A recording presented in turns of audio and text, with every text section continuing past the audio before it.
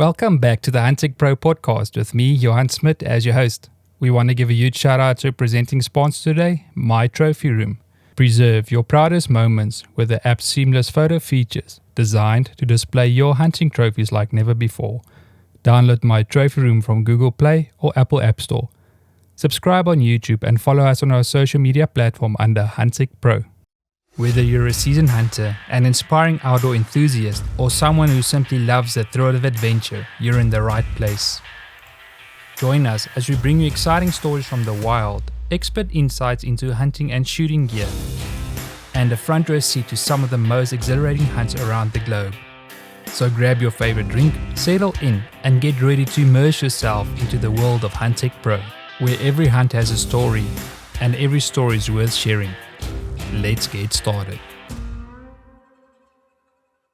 Guys, thank you for joining in today's podcast.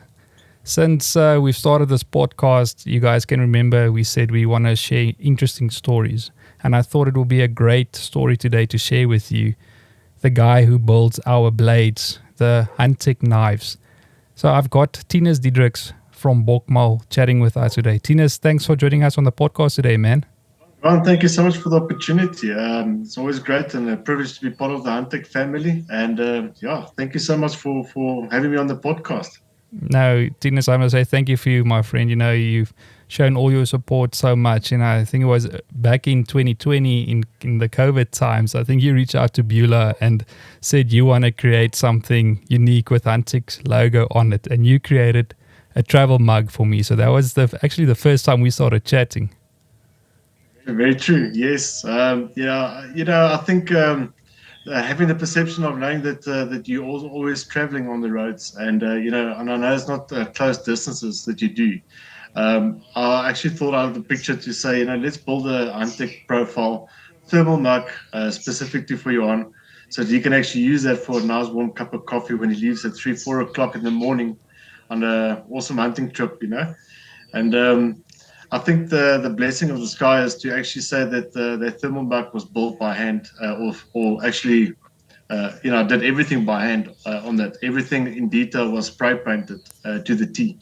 And I think it came out very nice. In fact, I actually wanted to build one myself. It was so much work, I decided not to do another one. Yeah, I must say, man, and that mug it's still in my bucky every time I travel. So you must know it's now 5 years since I have that mug with me, and it's been on all my trips. So when you had the idea to create it, I mean, it's doing that job you created it for today.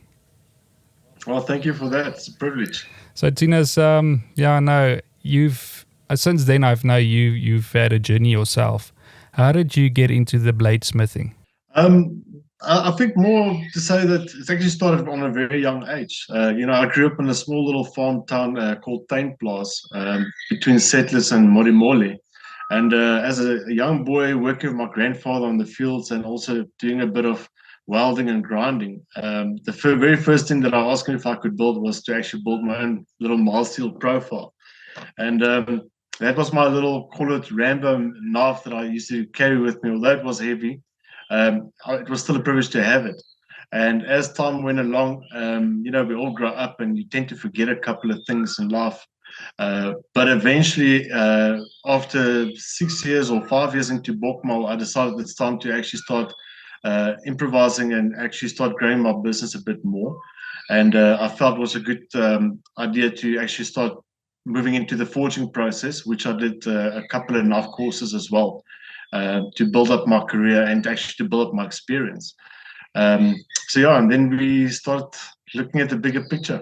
Back then when you started creating your own blade and stuff, I don't know if it played this idea in your head, but you didn't know you were going to be down this road one day creating custom blades with your name out there. But it's actually so great to hear that it was a passion that started young in your life.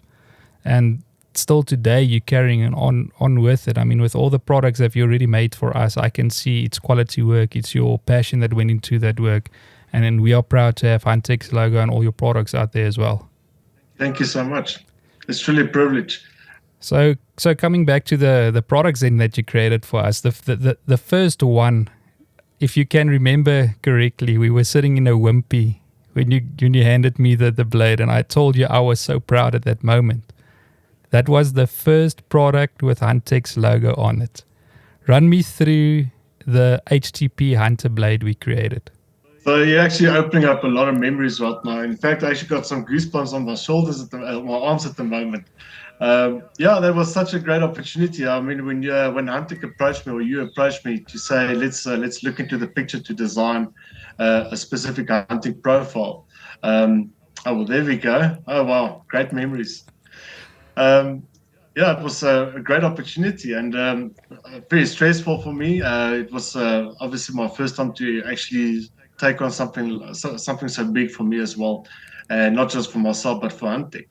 But it was a couple of pictures and a couple of drawings and a few designs with changeovers as well. And yeah, we spoke over video calls and eventually started working on this profile. And happy to say it's still alive. Yeah, well, I mean, you that was a proper knife he made. If you look at the spine on that knife, it's probably 5 mils or a little bit thicker. So that thing is built, to withstand anything you throw at it. So the steel I know you used in that blade was 5160 high carbon steel. And the wood I think we opted was a Tamboti wood, if I'm not mistaken. Yeah, the Tamboti was either beefwood, if I'm not mistaken, or Tamboti, but one of the two. The reason for the thick profile was, since it is a hunting knife, it's actually more like a survival blade, if you want to call it.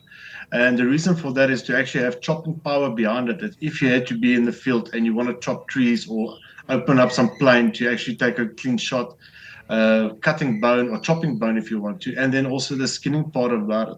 So it's actually, in general, all-purpose knife built behind it. Having the SEA 5160 high carbon steel, it's very durable, especially if you do the heat treatment in the correct manner. That knife can take you far as long as you look after the blade. Yeah, no, I know it's a proper blade, and I've used it on so many hunts, and I know the belly ripper we put in there as well. It was a little bit challenging, but we pulled it off, and it works. It's super sharp, that blade, and I'm proud to carry it on my belt when I go hunting. Well, thank you for that. So the next one we did design, you wanted to show some of your skills. It was also the HTP Hunter, but we opted to go with Damascus. Before we go into the blade, how difficult is it to create Damascus steel? So in general, to be honest, and talking very honestly, creating Damascus, you need to have specific tooling as well, such as a hydraulic hammer or the power hammers, like they say as well. Knowing the concept of actually doing the layers and what exactly the pattern is that you're looking after or that you're chasing for. So yeah, I think the more experienced guys are building Damascus on a daily basis. They at the end of the day, oh, well, there we go. These are the guys that actually know how to do it, and I depend on these guys as well. And as a standard or normal knife maker out there, we tend to link to these guys and ask for their support and actually buy the billets from them, already made as well, if I want to say. But getting to the actual building of the knife, it's quite complicated as well. There is a couple of steps that you have to endure to actually get the typical profile to actually stand out, and also to make sure that it can actually withstand the mechanical stress that you're going to put it through as well. Just with an example, we have one process called the ferric chloride acid, where the acid actually removes the carbon between the nickel, and that's where you actually start getting the contrast of the actual Damascus pattern. And then a lot of the other times we use, especially if you use like a kitchen knife or even a hunting knife, it's important to know that you have to clean that blade off completely again and actually use coffee to etch it to actually get the black and silver pattern to come through again. And the reason for that is to make sure it's food safe. The last thing you want is to actually have a ferric chloride acid or something on your blade and you're busy processing meat. Oh, that's really interesting. It's to hear the process you go through just to get the pattern out there is insane. But I know for all those guys that watch Forged in Fire, Damascus is not one of the easiest steels to put together. But I mean, you guys obviously partner up with the right guys who can make the billets for you to use. But from there, you still have a lot of work to do. I mean, then you only got the steel. You still have to create a blade out of it. And that's where your skill comes into play there. Because it's easy to slap on scales and, just pull something off, but actually to have a profile, build the knife exactly in that profile, that takes some serious skills, man. It does. To be honest with you, I think going back a couple of years ago as a beginner to actually learn the whole concept of grinding bevels, it was such a difficult moment in your life, and one of my mentors, Stefan Diedericks, actually said to me one day, stop using jigs and try to actually work with your hands and learn how to grind with your hands. And I thought, it's a difficult one, but let me go back and try it. And I took a couple of blank pieces of mild steel, made some profiles, and actually taught myself how to get into that process. Because messing up a bevel grind is quite easy. Especially if you don't build up that muscle memory of what you're actually doing, and also to transfer it to the other side and keep the same geometry on your knife. The last thing you want is having a bevel up here on the one side and having a bevel over here on the next side. That's something that you truly have to understand. And when you actually work with Damascus, you only have one opportunity. And if you mess that opportunity up, you're sitting with a piece of very expensive Damascus that actually has gone for waste. You can try to fix it. The question is, are you still going to get the same profile on the bevel grinds that you're actually looking for? So coming with experience, you actually start to tend to build up, and you can make mistakes. I mean, we all make mistakes on a daily basis, but you tend to actually learn, okay, I made this mistake, I can still fix it and do X, Y, and Z. I'm not going to go into too much technicalities because I'll probably bore you. But yes, building a Damascus, you actually gave me the first opportunity to build Damascus. And if I recall correctly, I actually said to you, I don't want to do it for the fact that I was actually too scared to actually take it on. And you actually convinced me a day later and said, Thinus, let's just give it a bash and go for it. And to be honest with you, it's like that very first moment when you shoot the buck and you get buck fever, it all rattles. But we managed to pull it through, and we finally managed to get it through. Yeah, well, sometimes you have to be thrown into the deeper side of the water to see if you can swim, but you pulled it off, man. And yeah, I mean, the Hunter profile we went with, and with the Damascus pattern on this blade, it's still one of my favorite blades we have out there. And I'm, like I said, with every blade you create for us, I'm super proud to know that our name is on there. But after that, Thank you so much. I think we moved on to more of a, I wouldn't say a buoy profile, but we created the Carnivore. That blade was more of a rugged build. Can you take me through that build? So the whole idea about the Carnivore was, at the end of the day, I think all of the men out there, we probably have a drawer full of different type of knives, and when you actually get together, the first thing you want to do is actually put it out and show the guys, I've got this knife and that knife. But I always say, if you buy a knife and you actually want to use it, then use it. And a lot of people, if you actually look at a very nice and classic knife, you don't actually want to use it because you're actually too scared you're going to damage it. And that's where the profile came in with the Carnivore or knife that you actually want to use in the field. It's rugged profile and making it a bit more durable, and also again waterproof and more resistant to the economical adventure out there, moisture, etc.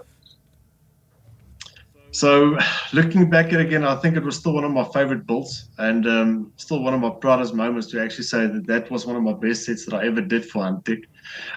Not that I said others are bad, but I still think this is one of my favorite blades. Yeah, I must show you my favorite one now. This is called the Kaiju.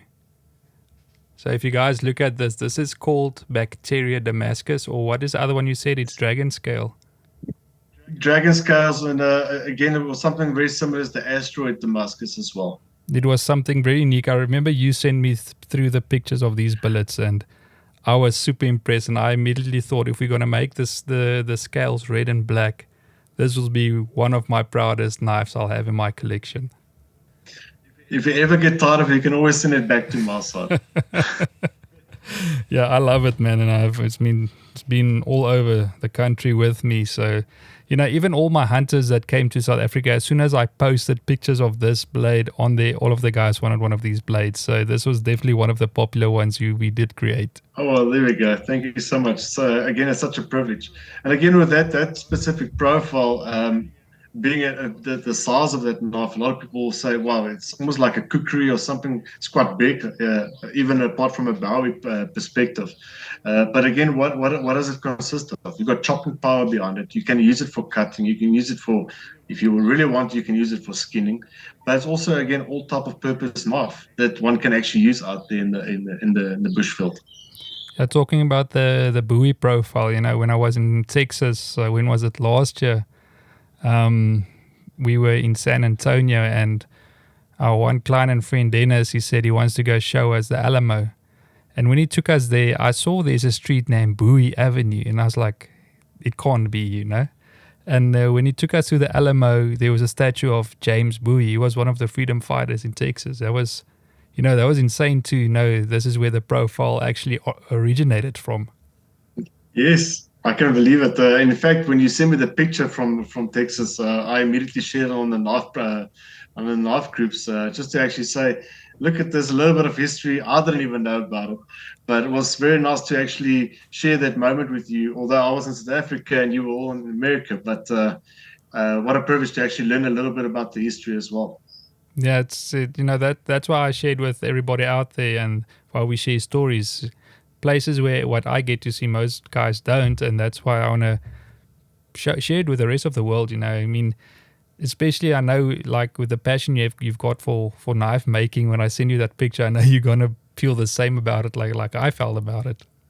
Yes, for sure. No, for sure. So I know you've also created some custom knives for my clients. The one you did, I think, was last year, was with giraffe bone. So how do you know which scales and stuff like that to use that won't easily break, and that will look great with a steel on the blade? I think the biggest thing is, again, part of the learning curve, going to the forging classes or actually spending time with the knife makers when we actually have our meetings. We were very privileged to actually meet somebody from America, also a bladesmith and blacksmith. And he actually told us a very interesting story that he made this specific knife for a knife show. And he was very sure that he's going to win the competition, but he used, I think it was ivory on his handles. And he ended up in second or third place. I can't recall exactly his position. And he was a bit upset, but he went to the judges and he actually asked, what was the reason and what was the mistake that I made? I was so sure that I was going to win the competition. And they said, well, you used ivory for handle scales. I said, well, I don't understand. He said, well, you're using a hunting profile to put ivory on. That means that if you handle it, the blood will slip between the fingers and your hand will actually slide in between the scales. So that made it unpractical. So again, it was a very big learning curve for most of our knife makers that actually joined that specific day. So yes, to get back to what actually you want to use, having the giraffe bone for your specific customers was actually, to say, part of Africa.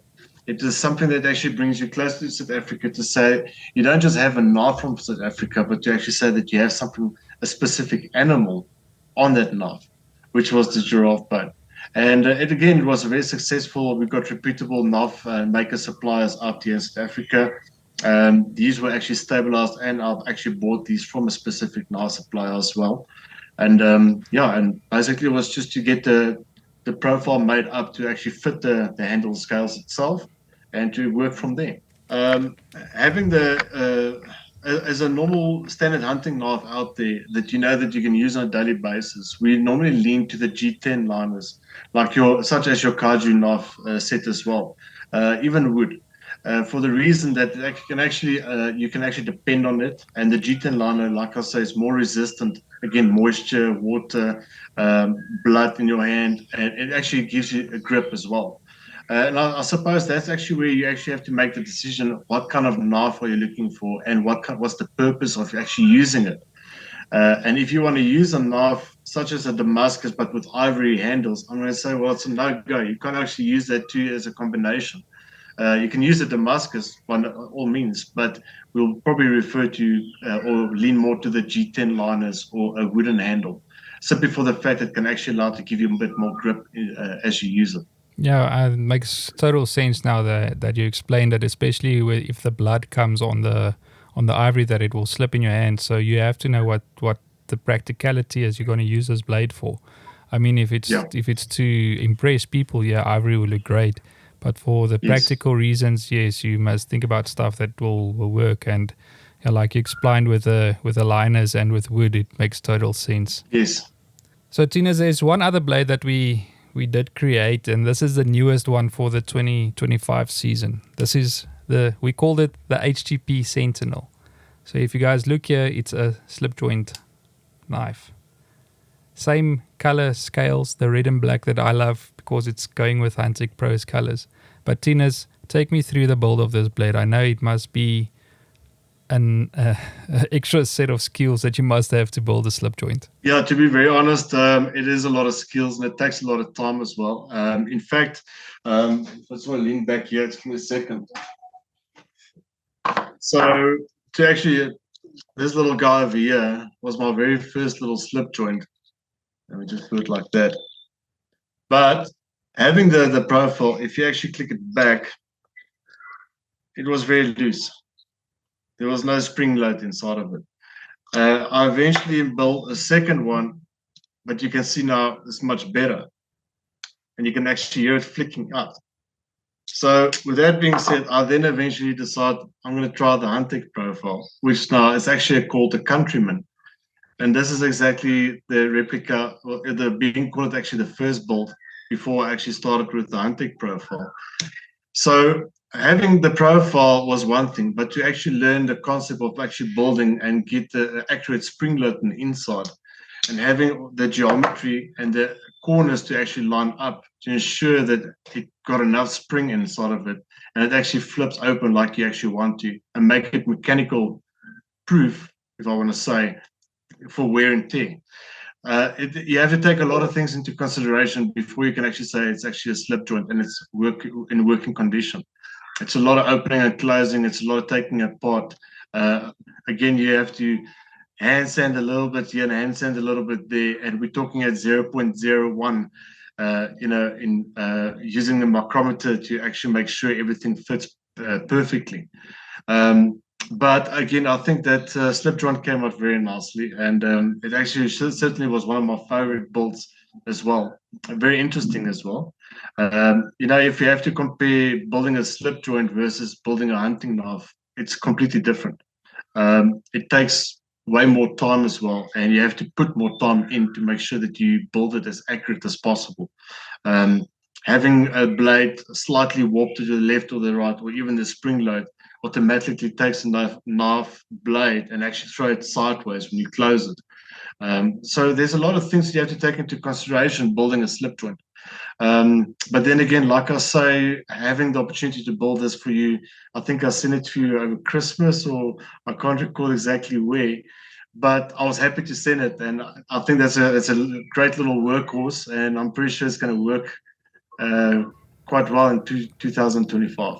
Yeah, no, I'm super excited to use this blade, man. I mean, my hunt start 23rd of March is around the corner. I can't wait. But it's just like you said, the time you put in here, I can feel this is a proper knife. It's not loose or anything. It clips into place, and I can feel this is quality that I've got on my hand. Every single blade that you've built for me is quality you put into your work.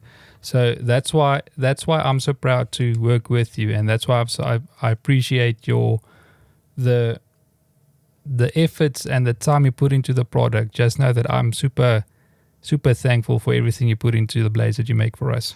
Ron, thank you so much. And again, I was going to say it's a great privilege to be part of the Huntech team. You're not just a guy out there, you're part of my family, as much as I feel like part of the Huntech family.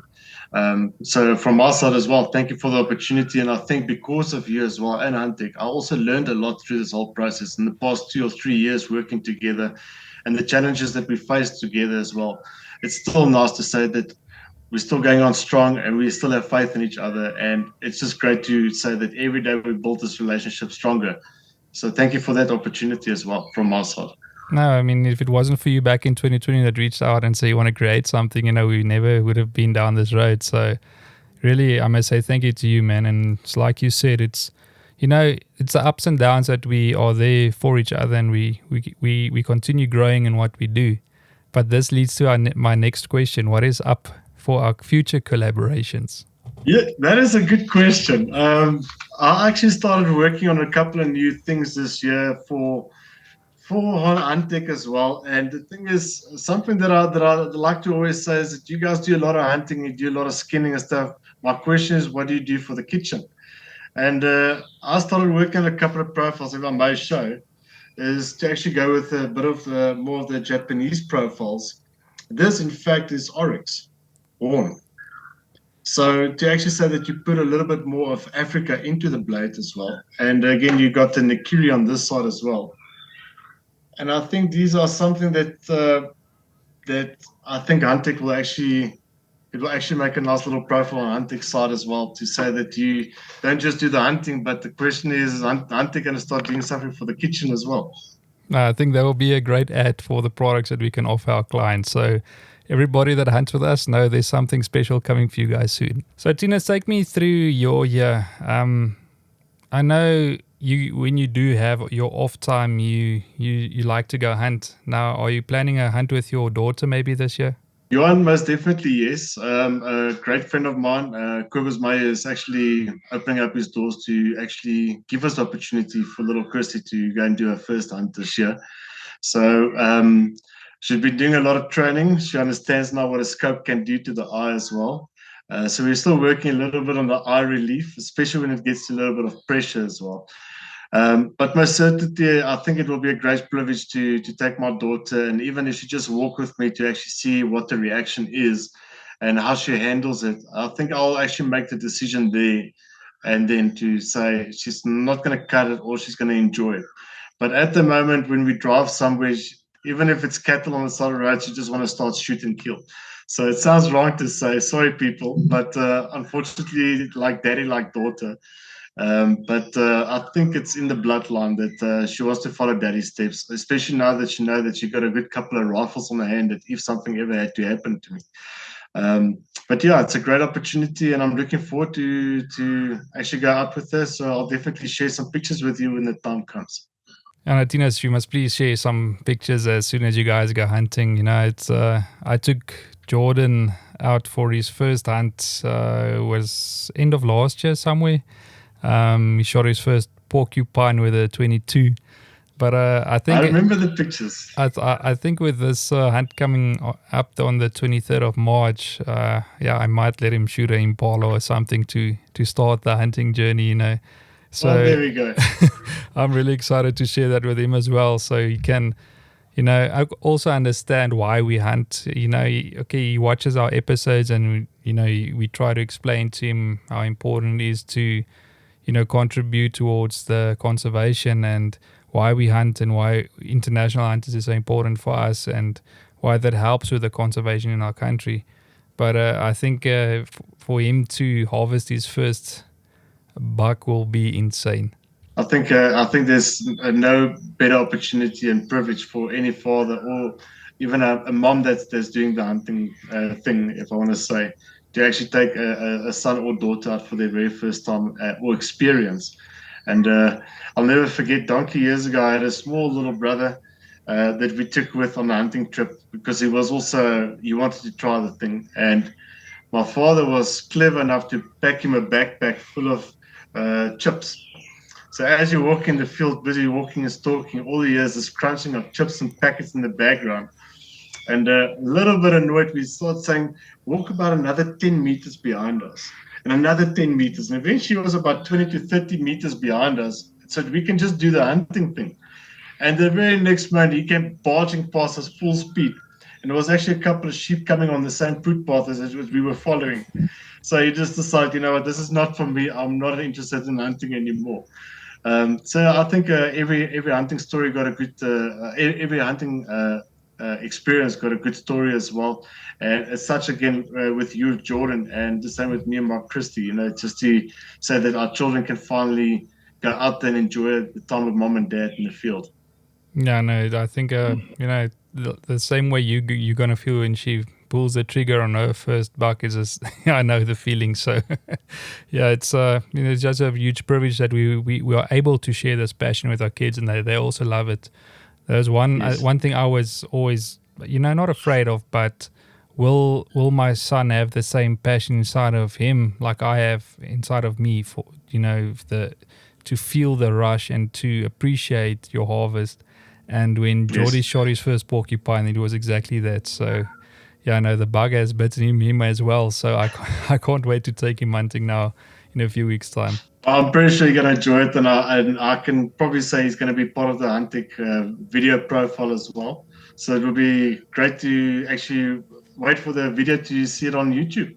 Yeah, so we are planning to film episode 1 of season 6 on that trip. So yeah, no, it's I'll definitely let him harvest one of the animals, because he always asks me where's his video. So I told him, well, if you're gonna shoot an animal on this trip, you're gonna be in the episode. So you better sharpen up on your English.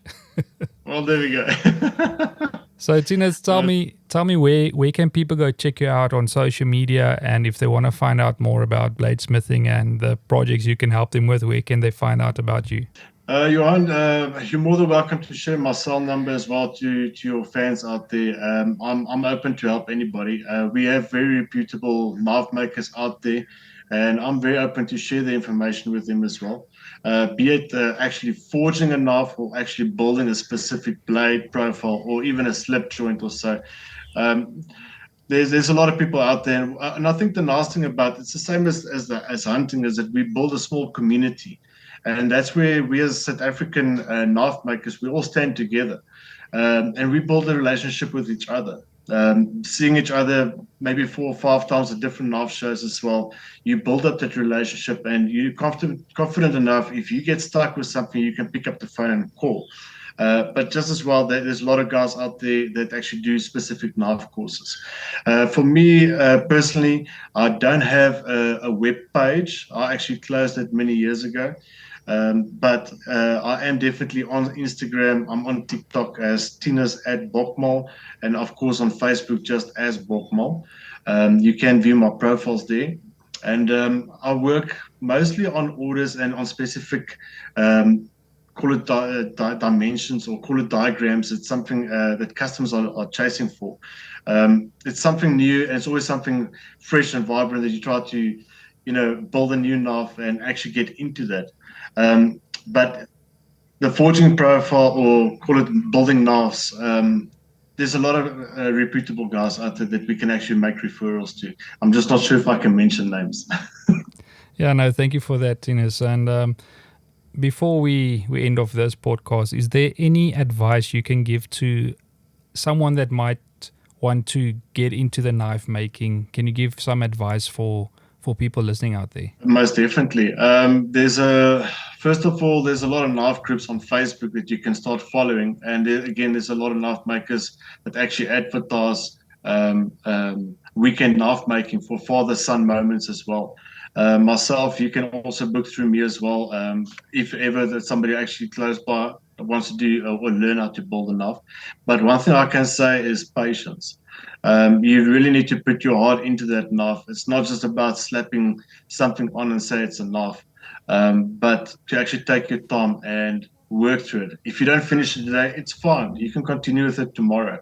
Just take your time and ask as much questions as possible, because that is the key to behind everything. It's not about just sticking it in a fire and say, I forged this. It's not just how it's supposed to work, but to follow the right guidelines. And again, on the specific knife suppliers out there, blade and knife suppliers, they actually have access, and they give you access if you buy the specific type of steel that you want to use. They give the full description of that specific steel and the heat treatment cycles as well. So ask questions. And again, I'm open to answer any questions. If you guys want to make contact with me, I will gladly answer it. We all have to start somewhere. I just like to start on the deep side of the pool and work my way up from the deep side to the shallow side. But then again, thanks to Huntech as well, I learned a lot through that process, and we worked through it as well as a team to actually understand a bit more. But every day is a learning process. You will never be able to say as a knife maker that you know too much or you know enough. It's always good to ask questions and be patient. Now, Thinus, that is great advice. Thank you for sharing that with our listeners. And, it's like I mentioned to you before, it wasn't for you that reached out back in 2020. We would have never been down that road, and we would have never been chatting today on this podcast. So just thank you again for putting your trust also into us at Huntech to do some projects together. And I really can't wait to see what the future will hold for us, both of us. Thank you so much, Johan. And again, it's such a great privilege working with Huntech. And again, being part of the family. So, but looking forward, we still have many years to come and exciting moments to share. But thank you again for the podcast as well. Much appreciated. No, thank you again, Thinus. And guys, if you would like to find out more about Thinus, I'll mention his descriptions down in the descriptions below. And if you want to find out more about our podcast, make sure you subscribe on the platform you are listening to, or simply go to our website and you'll find all the podcasts and all the information there. Thanks for listening.